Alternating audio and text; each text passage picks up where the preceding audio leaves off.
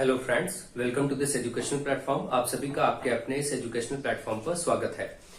आज के इस वीडियो लेक्चर के माध्यम से हम लोग स्टार्ट करेंगे कुछ डिफरेंट टाइप के कोर्सेज जो कि बहुत ही महत्वपूर्ण होंगे उन बच्चों के लिए जो प्रिपरेशन करना चाहते हैं नवोदय विद्यालय एंट्रेंस एग्जाम की, जो लोग प्रिपरेशन करना चाहते हैं उनके लिए, और जो लोग सैनिक स्कूल की प्रिपरेशन करना चाहते हैं उनके लिए। तो उन सभी स्टूडेंट्स के लिए हम आज से एक कोर्स स्टार्ट कर रहे हैं और अब इसमें एक एक चैप्टर टू द पॉइंट कराया जाएगा नवोदय विद्यालय एंट्रेंस एग्जाम के हिसाब से और सैनिक स्कूल एंट्रेंस एग्जाम के हिसाब से। तो सारा कंप्लीट कोर्स आपको इस पे कराया जाएगा आपके एग्जाम होने तक। आप लोग अच्छे से पढ़ते रहिए, अच्छे से अपने फ्रेंड्स को जोड़ते रहिए, और आप में से जितने भी लोग जो चैनल से मेरे जुड़े हैं उनमें जिनके घरों में भी बच्चे हैं जो क्लास 6 में एंट्रेंस लेना चाहते हैं नवोदय विद्यालय या सैनिक विद्यालय में, सैनिक स्कूल में, वो सभी लोग अपने अपने भाइयों को, छोटे भाइयों को, सभी को इस चैनल से जोड़े। और यहाँ पर अब आपको नवोदय विद्यालय और सैनिक स्कूल की प्रिपरेशन पूर्ण रूप से कराई जाएगी। तो उन दोनों ही प्रिपरेशन में ये चैप्टर कॉमन है, नंबर सिस्टम। जो चैप्टर्स कॉमन होंगे उनको दोनों के हिसाब से पढ़ाए जाएंगे, जो अलग होंगे उनको अलग अलग पढ़ा दिया जाएगा। तो आप सभी लोग ज्यादा से ज्यादा लोगों को जोड़ें और अपने भाइयों को, छोटे भाइयों को आगे बेहतर तैयारी और बेहतर भविष्य के लिए तैयार करें। तो इस चैनल के माध्यम से उन लोगों को एजुकेशन प्रोवाइड किया जाएगा और उसमें अब संख्या पद्धति चैप्टर हम सीखेंगे, नंबर सिस्टम, जो कि आपके सिलेबस का पार्ट है। तो इसमें देखिए अब क्या क्या चीजें सीखनी है। उसमें सबसे पहले सबसे बेसिक चीज हम लोग नंबर सिस्टम में ये सीखेंगे कि संख्याओं के प्रकार, यानी टाइप्स ऑफ नंबर्स। एक तो टाइप्स ऑफ नंबर्स, और उससे पहले भी एक और बेसिक बात कर लेते हैं। जैसे आप सभी जानते हैं कि नंबर्स क्या है और डिजिट्स क्या है। अगर आपसे कहा जाए कि आपके पास डिजिट्स यानी कि अंक, जिसको हम हिंदी में कहते हैं, ये क्या होते हैं, तो आप सभी जानते हैं मैथमेटिक्स में 0, 1, 2, 3, 4, 5, 6, 7, 8 एंड 9, ये जो आपके पास नंबर्स दिख रहे हैं यानी कि डिजिट्स दिख रहे हैं, इन्हीं से सारे मैथमेटिक्स में नंबर्स फॉर्म होते हैं। और ये इटसेल्फ अपने आप में भी नंबर कहे जाते हैं, यानी कि ये अंक भी हैं और साथ ही साथ इनको आप नंबर भी कह सकते हैं। अब देखिए इसको हम समझेंगे, डिफरेंशिएट करेंगे कि आखिर ये नंबर यानी संख्या, ठीक है, नंबर क्या है और अंक क्या है, इसको समझिए। कोई भी संख्या इन्हीं अंकों से तो मिल करके बनती है। कितनी भी बड़ी संख्या हो, कितना भी बड़ा नंबर हो, वो इन्हीं से मिल करके मैथमेटिक्स में बनता है। आप सभी जानते हैं। जैसे आपको 73 बोलना है तो आप ऐसे बोल देते हैं, 562 बोलना है तो आप ऐसे बोल देते हैं, 235 बोलना है तो ऐसे लिख देंगे। तो ये सभी देखिए इन्हीं तो अंकों से मिल करके बनते हैं। यानी कि जितनी भी डिजिट्स आपके पास मैथमेटिक्स में जो अंक है, डिजिट है, वो 10 है, ठीक, 10 है। देखिए काउंट करिए, 1, 2, 3, 4, 5, 6, 7, 8, 9, 10। 10 यानी कि ये आपके पास 10 अंक होते हैं, 10 डिजिट्स होते हैं, जिनसे सभी संख्याएं बनती हैं। अब संख्या यानी कि नंबर क्या है? नंबर में इटसेल्फ एक या एक से अधिक, एक या एक से ज्यादा इन्हीं डिजिट्स का जो कॉम्बिनेशन होगा वही नंबर होगा। यानी कि जब भी हम एक या एक से ज्यादा इन अंकों को एक साथ कर देते हैं, जैसे 2 और 5 को एक साथ करते हैं तो 25 बन गया, 1 और 3 को करें तो 13 बन गया, 8, 2 और 1 को करेंगे तो 821 बन गया। ऐसे किसी को भी अगर हम कंबाइन करते हैं, 6, 0, 2, 5 करते तो 6025 बन गया। यानी कि इन्हीं डिजिट्स को या अंकों को एक साथ जब हम रखते हैं तो उससे क्या बनता है, नंबर फॉर्म होता है। नंबर ऐसा नहीं है जैसे आप बोले सिंगल 7, तो 7 भी एक नंबर है, 5 भी नंबर है, 4 भी नंबर है, 0 भी नंबर है। यानी ये सब इटसेल्फ अपने आप में तो नंबर है ही। ये जितने भी आपके पास ये डिजिट्स दिख रहे हैं, ये सब अपने आप में नंबर भी हैं और अंक भी हैं, जिनकी हेल्प से अब आगे के नंबर्स बनाए जाएंगे, जो कि आप देख रहे हैं। कितना भी बड़ा नंबर आपको फॉर्म करना हो, आप क्या करेंगे, कितना भी बड़ा नंबर आपको फॉर्म करना हो, देखिए ये आपका नंबर बन गया। इन्हीं तो अंकों से, डिजिट से हम नंबर फॉर्म करते हैं। यानी आपने ये समझा कि मैथमेटिक्स में डिजिट्स यानी अंक जो है वो 10 है और इन 10 डिजिट्स की हेल्प से हम नंबर फॉर्म करते हैं। ये अपने आप में भी नंबर होते हैं। ऐसा नहीं कि सिंगल लिखा है, 5 लिखा है तो 5 संख्या नहीं या नंबर नहीं है। 5 भी अपने आप में एक नंबर है और 2 या 2 से ज्यादा चीजें कंबाइन हो जाएंगी तब भी वो एक नंबर बनेगा, जैसे आपके सामने ये बोर्ड पे लिखा गया है। तो आप ये बहुत ही बेसिक से लेक्चर मैं इसलिए स्टार्ट कर रहा हूं कि हर तरह के बच्चे ढंग से सीख सके। अगर वो मैथमेटिक्स में वीक है तब भी, और उनका इंप्रूवमेंट होगा 6, 7, 8 स्टैंडर्ड में क्लासेस में, वहां भी उनको बहुत ही लाभ होगा इससे। और जिनकी मैथमेटिक्स वीक होती है वो लोग भी प्रिपरेशन कर सकते हैं। जिनकी मैथमेटिक्स स्टार्टिंग से वीक है, हर प्रकार की एग्जाम की तैयारी वो कर सकते हैं। इन लेक्चर्स को देख करके अपने आप को इंप्रूव कर सकते हैं। तो आपने देखा कि अंक और संख्याएं क्या है, नंबर्स क्या है। अब हम बात करते हैं इसके बाद टाइप्स ऑफ नंबर्स। कितने प्रकार के आप नंबर्स देखते हैं। तो टाइप्स ऑफ नंबर्स जो है यानी कि संख्याओं के प्रकार, जिसको हम हिंदी में बोलते हैं संख्याओं के प्रकार। तो जो टाइप्स ऑफ नंबर्स हैं, इनमें आपको बहुत प्रकार के नंबर के बारे में समझना है कि किस किस प्रकार के नंबर होते हैं। जैसे पहला आप देखते हैं, आप सभी जानते हैं, नेचुरल नंबर। नेचुरल नंबर यानी कि प्राकृतिक संख्याएं। तो अब नेचुरल नंबर्स क्या होते हैं ये देखेंगे, जिसको हिंदी में बोलते हैं प्राकृतिक, या कई किताबों में आपको प्राकृतिक न लिख के केवल प्राकृत ऐसे लिखा होगा, संख्याएं। अब नेचुरल नंबर्स पर बात करेंगे। नेचुरल नंबर्स क्या होते हैं। Natural numbers are counting numbers. Natural numbers actually क्या होते हैं, काउंटिंग नंबर्स होते हैं। इनको काउंटिंग नंबर्स कहा जाता है। काउंटिंग नंबर्स का मतलब क्या है, जिनको हम गिनती करने के लिए, काउंट करने के लिए यूज करते हैं। तो काउंटिंग नंबर्स क्यों, क्योंकि यहीं से आपकी काउंटिंग शुरू होती है, स्टार्ट होती है। इसको हम हिंदी में कह सकते हैं गणना करने वाली संख्याएं, करने वाली संख्याएं। अभी हम इस पर और डिटेल में जाएंगे। पहले देखिए काउंटिंग नंबर्स क्यों बोलते हैं। आप सोचिए, जैसे मेरे हाथ में 2 पेन या मार्कर हैं, तो इनको काउंट करने के लिए कम से कम 1 मार्कर का होना जरूरी है, तभी आप कहेंगे ये 1 है। ऐसा तो नहीं कि कोई मार्कर हाथ में नहीं है और आप कहें इसमें 0 मार्कर है। 0 मार्कर बोलने का कोई मतलब नहीं। तो आपको पता है कि किसी भी चीज को काउंट करने के लिए, जैसे एक चेयर है, एक बुक है, एक कोई भी आर्टिकल है, जो कम से कम 1 होना चाहिए, 1 होना चाहिए, तभी आप काउंट कर सकते हैं।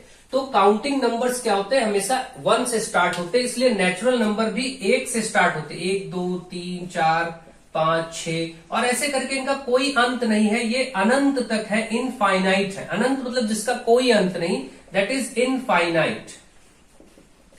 ठीक है, अनंत संख्याएं होती हैं ऐसी जो 1 से स्टार्ट होती हैं। और नेचुरल नंबर्स को n से, कैपिटल N से प्रदर्शित भी किया जाता है, रिप्रेजेंट किया जाता है। मतलब बेसिक सी बातें हैं, सारी बातें हम समझेंगे।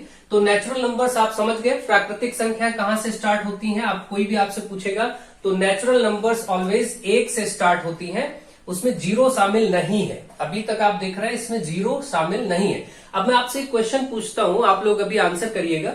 0 किस प्रकार की संख्या है, 0 किस प्रकार की संख्या और 1 किस प्रकार की संख्या है, इस पर आप लोग बताइए। वो इवन है कि ऑड है, कि ना तो इवन है ना ऑड है, यानी कि ना तो सम संख्या ना विषम संख्या। 0 किस प्रकार की संख्या है, इस पर आप विचार करिए।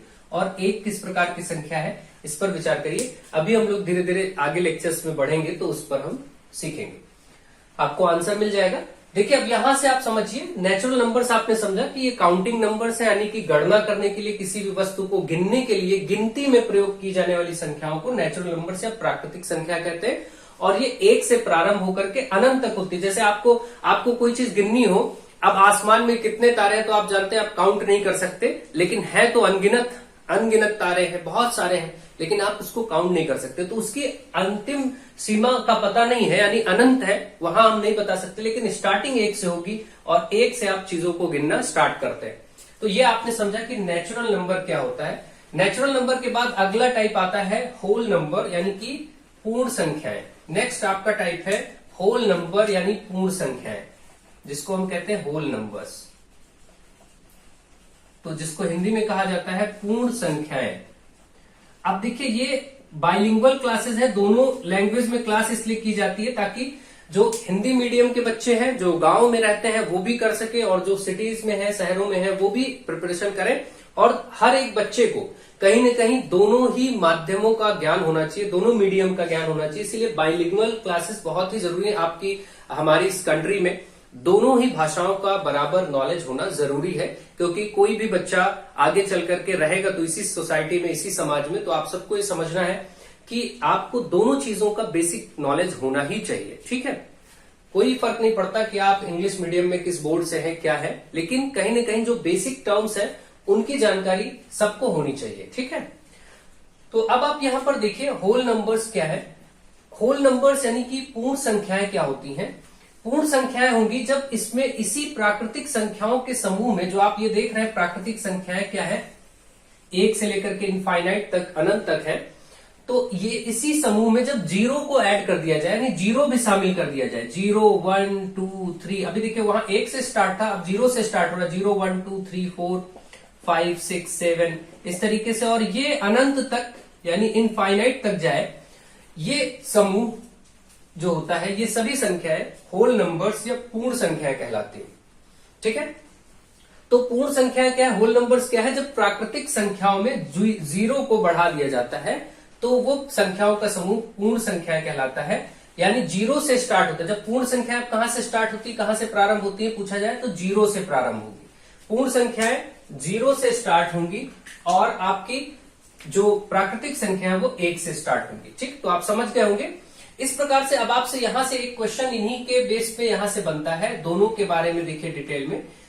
अगर आपसे कहा जाए क्या सभी नेचुरल नंबर्स या प्राकृतिक संख्याएं पूर्ण संख्याएं हैं, तो बिल्कुल सभी प्राकृतिक संख्याएं पूर्ण में है। देखिए पूर्ण संख्याओं में ये सभी शामिल हैं, जीरो छोड़ दीजिए तो, यानी कि पूर्ण संख्याओं में प्राकृतिक संख्याएं सम्मिलित होती हैं, लेकिन प्राकृतिक संख्याएं नेचुरल नंबर्स में होल नंबर से पूर्ण संख्याएं शामिल नहीं होती। आप देखिए क्योंकि यहां पर जीरो नहीं है, तो हम कह सकते हैं all natural numbers are whole numbers but all whole numbers are not natural numbers. सभी प्राकृतिक संख्याएं पूर्ण संख्याएं हैं, परंतु सभी पूर्ण संख्याएं प्राकृतिक नहीं है। क्योंकि सभी पूर्ण संख्या प्राकृतिक क्यों नहीं हो सकती, क्योंकि जीरो प्राकृतिक नहीं है, जीरो नेचुरल नहीं है, इसलिए सभी पूर्ण संख्याएं प्राकृतिक नहीं है। जबकि सभी नेचुरल नंबर्स जो है वो पूर्ण संख्या में होल नंबर्स है, क्योंकि आप देख रहे हैं ये सारी की सारी संख्याएं यहां पर है। तो आप ये बात स्टेटमेंट ध्यान रखिए, इन सब पर स्टेटमेंट्स पर भी क्वेश्चन बन सकते हैं, इसलिए एक एक बात को डिटेल में समझते हुए चलिए। तो मुझे आशा है कि आप इसको बहुत ही अच्छे से समझ रहे होंगे। होल नंबर्स, नेचुरल नंबर्स आपको समझ आ गए होंगे। अब हम आते हैं इवन नंबर्स और ऑड नंबर्स पर, उनको समझते हैं। ठीक है, टाइप्स ऑफ नंबर्स में अगला है इवन नंबर। इवन नंबर यानी कि सम संख्या, जिसको हम कहते हैं सम संख्या। अब देखिए सम संख्या क्या होती है, इवन नंबर्स क्या होते हैं। सम संख्याएं वे संख्याएं होती हैं जो 2 से डिवाइड हो जाती है। ऐसी संख्याएं, ऐसे नंबर्स जो 2 से इजीली डिवाइड हो जाते हैं, यानी डिविजिबल बाई 2। ठीक है, जो 2 से डिवाइड हो जाए। जो संख्याएं 2 से विभक्त होती हैं, डिवाइड हो जाती हैं, वो सभी संख्याएं इवन नंबर्स कही जाती है, सब आप जानते हैं। और दूसरे शब्दों में ऐसे समझ लीजिए कि जिन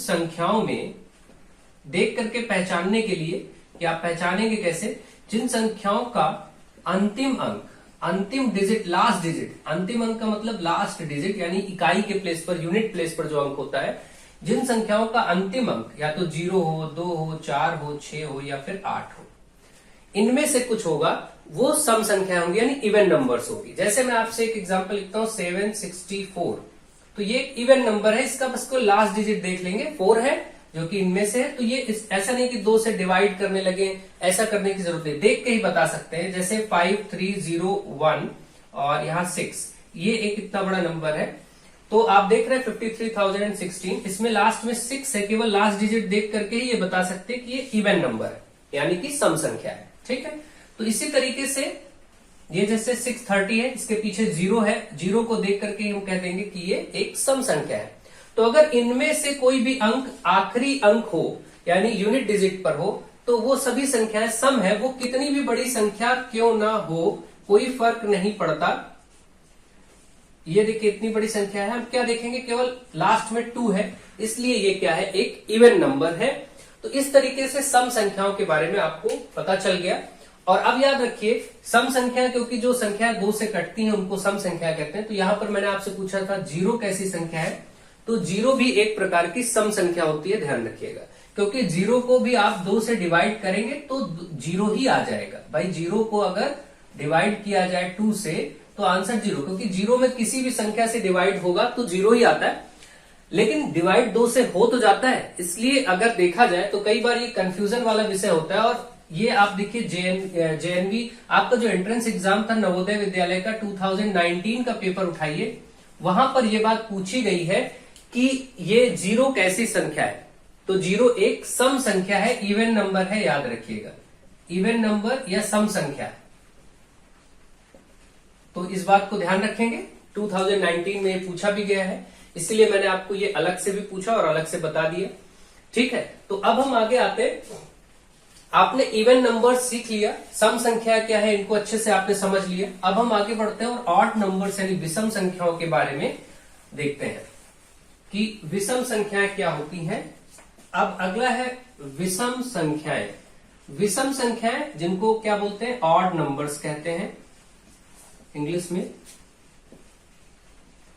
अब देखिए विषम संख्याएं क्या होंगी। विषम संख्या वो सभी संख्या होंगी जो 2 से डिवाइड ना हो। ठीक है, जो संख्याएं 2 से डिवाइड ना हो वो सभी संख्याएं विषम संख्याएं कही जाएंगी। तो अब देखिए जैसे कि अब दूसरे शब्दों में ये भी कह सकते हैं कि जिन संख्याओं के अंत में यानी कि लास्ट डिजिट, उसका जो यूनिट डिजिट है वो 1 हो, 3 हो, 5 हो, 7 हो या फिर 9 हो, इनमें से कोई अंक होगा तो वो सभी विषम संख्या कहेंगे। लास्ट डिजिट, आपको केवल लास्ट डिजिट देखना है, जिन संख्याओं का लास्ट डिजिट इनमें से कुछ हो, लास्ट डिजिट या हम कह ले अंतिम अंक, केवल आखिरी अंक देखिए बस, अंतिम कह लीजिए या इकाई भी कह सकते, इकाई का अंक, यूनिट प्लेस का। जैसे मैं एग्जांपल्स लेता हूं और एग्जांपल में देखिए मैंने लिखा 357, इसके पीछे 7 है, जो कि इनमें से ये आपको पता चल जाएगा कि ये 2 से नहीं कटने वाला, 2 से डिवाइड नहीं होगा, इसलिए 357 एक ऑड नंबर है। ऐसे ही 7139 ये एक ऑड नंबर है क्योंकि लास्ट में 9 है। इसी तरीके से 6035 ये एक ऑड नंबर है क्योंकि लास्ट में 5 है। तो इस तरीके से आपको केवल लास्ट डिजिट पर फोकस करना है और इन्हीं को देख करके हम बता देंगे कि ये ऑड नंबर है। कितना भी बड़ा नंबर क्यों ना हो, कितना भी बड़ा नंबर क्यों ना हो, कोई फर्क नहीं पड़ता। ठीक है, जैसे ये आपका लिखा गया 1 नंबर इतना बड़ा, तो केवल देखेंगे लास्ट डिजिट क्या है, लास्ट डिजिट 3 है, आखिरी अंक इसका 3 है, इसलिए ये ऑड नंबर है, इवन नहीं है। ठीक है, तो सम और विषम संख्याएं भी हो गई और मुझे आशा है कि आपको सम विषम संख्याएं अच्छे से समझ में आ गई होंगी।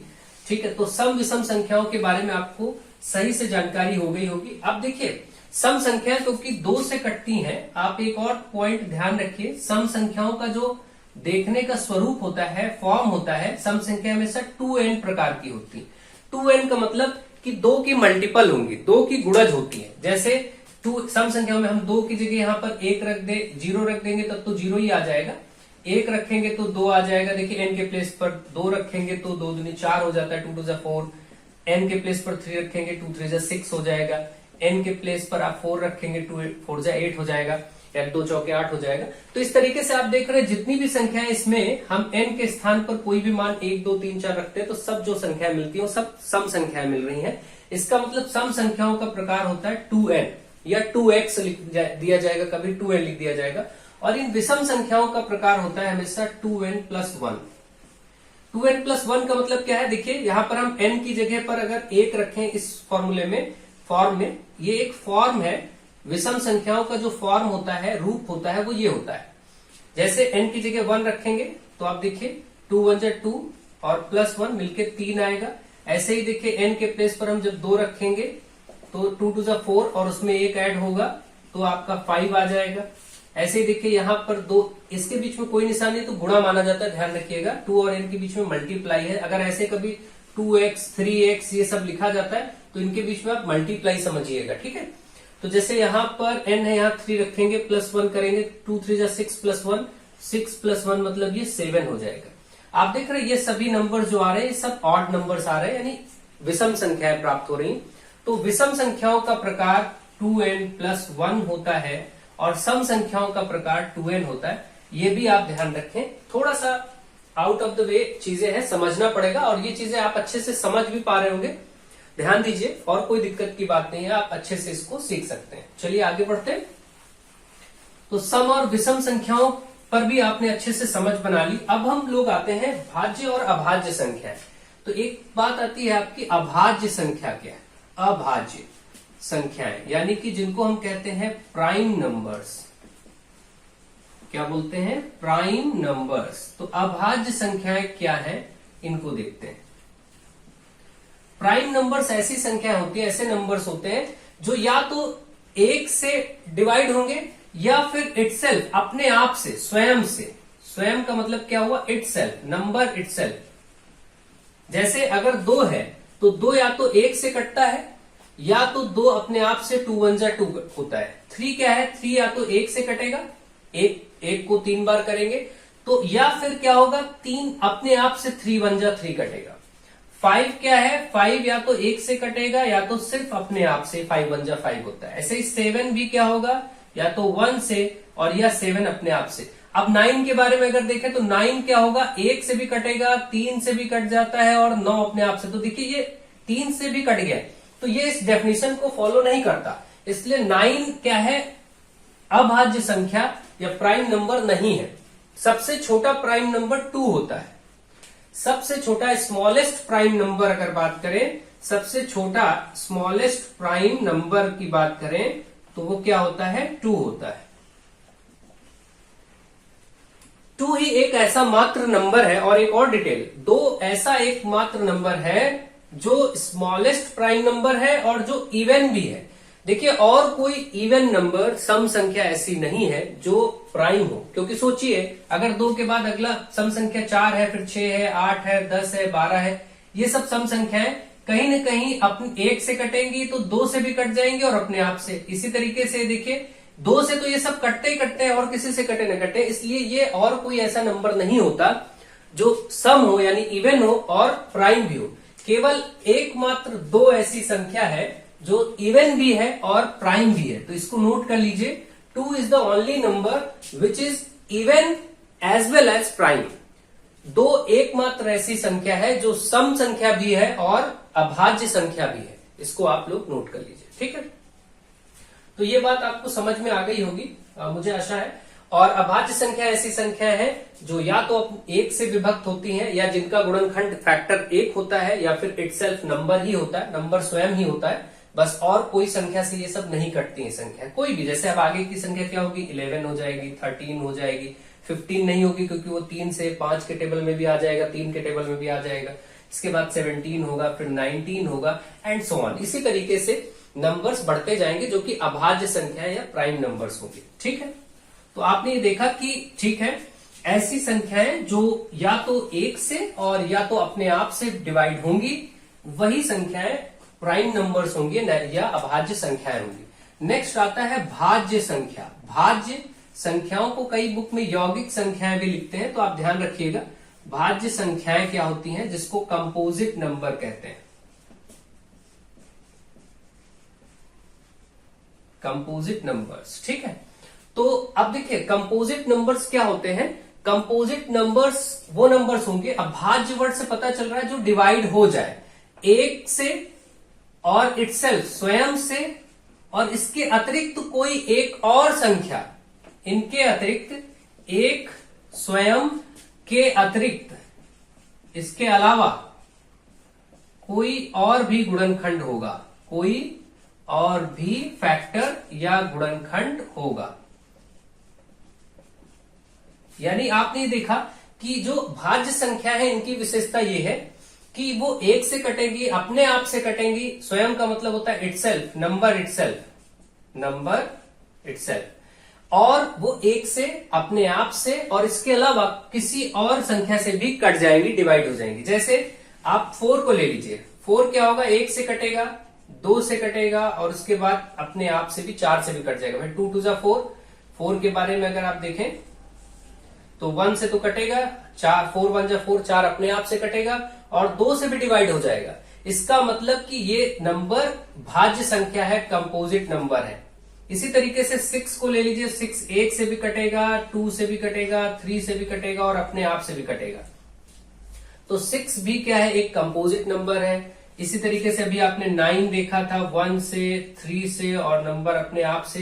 तो इस तरीके से आपने देखा कि ऐसे नंबर्स जो 1 से और अपने आप से कटने के अलावा किसी और संख्या से भी कट जाए या संख्याओं से भी कट जाए, जैसे ये देखिए 2 और 3 कई संख्याओं से कट रहा है, तो ऐसी सभी संख्याएं भाज्य संख्या होंगी। इनको अगर हम लोग लिखना चाहें तो ऐसे देख सकते हैं, सबसे छोटी भाज्य संख्या 4 होती है। नोट कर लीजिए, smallest composite number is 4, smallest composite number is 4।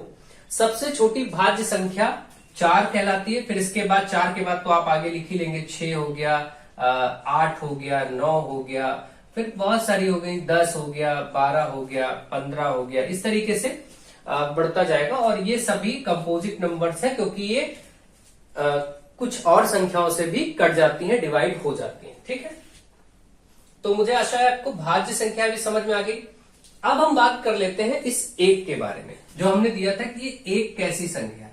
देखिए, 1 तो इसके रूल में भी आता है कि 1 से कटे और अपने आप से कटे, या कुछ और संख्या से कटे, भाज्य में भी। और अभाज्य में भी 1 को लिया जाता है कि अभाज्य में वो संख्या जो 1 से डिवाइड होती है या फिर स्वयं से डिवाइड होती है अपने आप से, वो प्राइम नंबर्स होते हैं। तो आपको पता है कि 1 तो हर किसी के साथ होता है। ऐसे कोई नंबर भी लिखा, अगर 8 लिखा है तो आप उसको 8 into 1 कह सकते हैं। 9 लिखा है तो 9 into 1 आप कह सकते हैं। कहीं 7 लिखा है तो इसमें into 1 अपने आप ही शामिल है।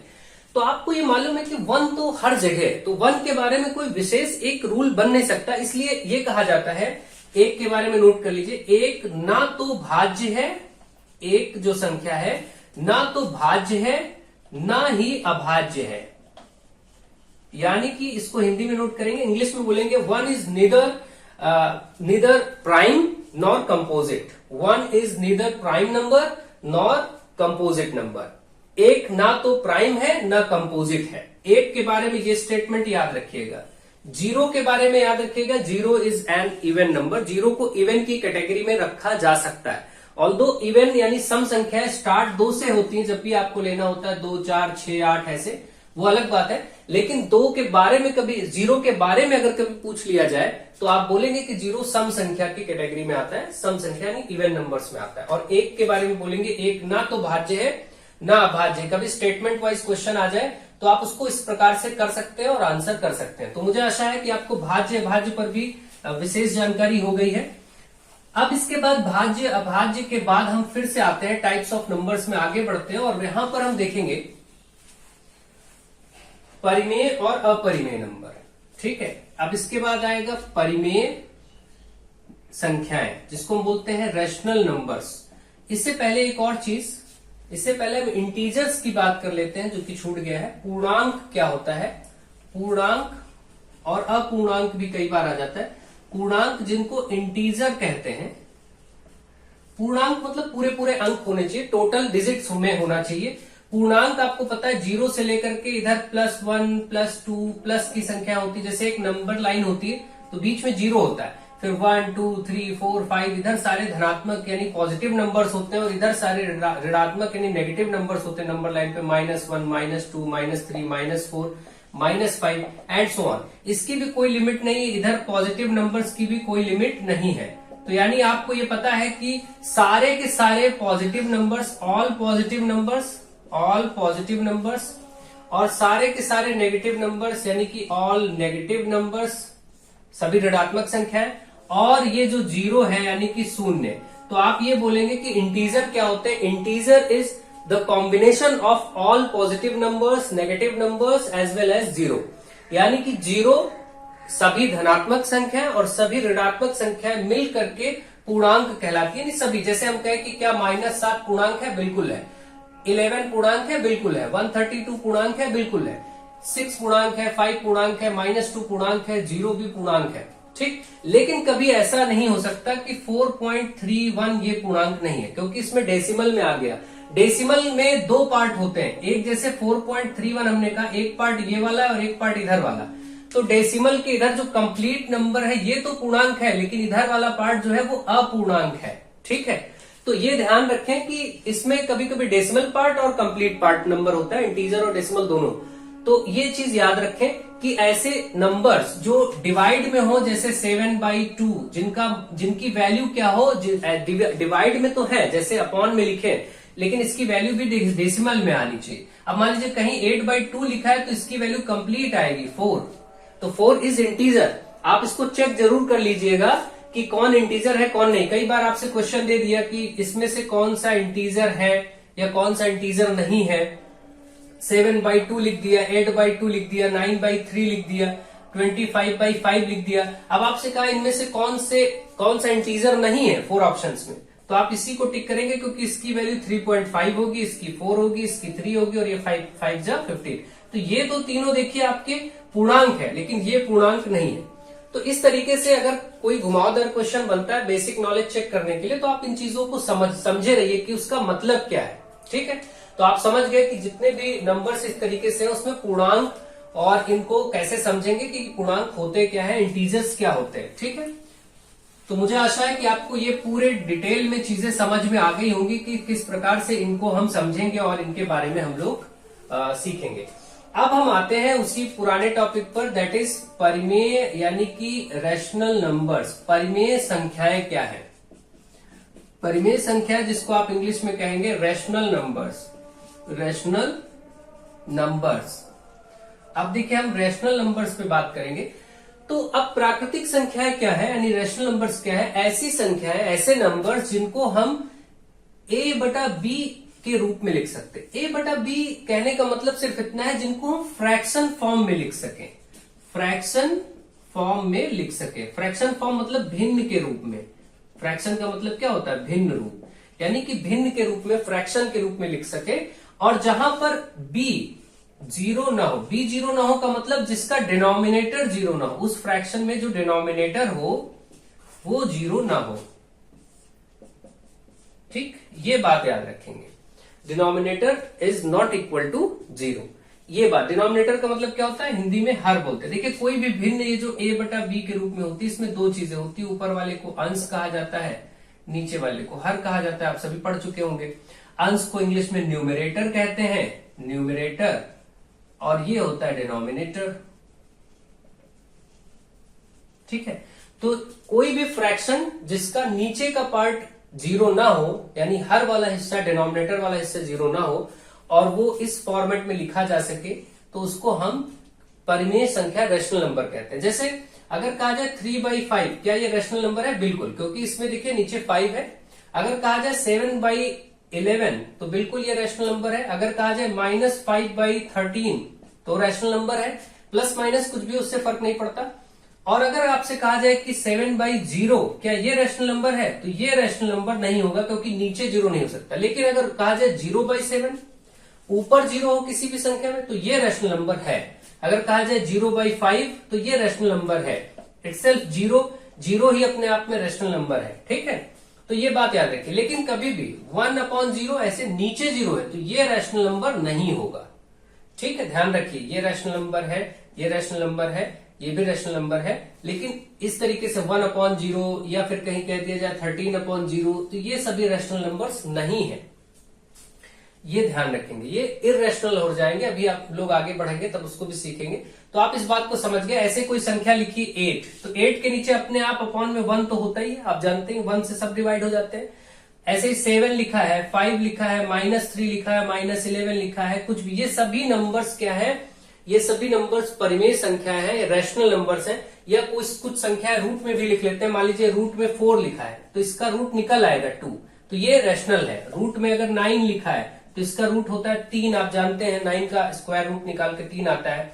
अगर स्क्वायर रूट में 25 है, तो इसका 5 आएगा। ये सभी रैशनल नंबर्स हैं। लेकिन वहीं पर अगर कहा जाए √2, तो इसका 2 का स्क्वायर रूट नहीं निकलता, ये रैशनल नहीं है। √3 ये रैशनल नहीं है। ठीक है, तो ये चीजें आप समझ गए, क्योंकि जिनका स्क्वायर रूट निकल आएगा वही रैशनल नंबर्स में आएंगे। ठीक, तो आप ये समझ गए होंगे रैशनल नंबर्स क्या है, रैशनल नंबर्स या परिमेय संख्याएं क्या होती। अब हम आगे बात करते हैं अपरिमेय संख्याएं क्या होती हैं, यानी कि इररेशनल नंबर्स क्या होते हैं। ठीक है, अब बात करते हैं अपरिमेय संख्याओं की। हिंदी में जिनको अपरिमेय संख्याएं कहते हैं और इंग्लिश में इररेशनल नंबर्स कहते हैं। Irrational numbers,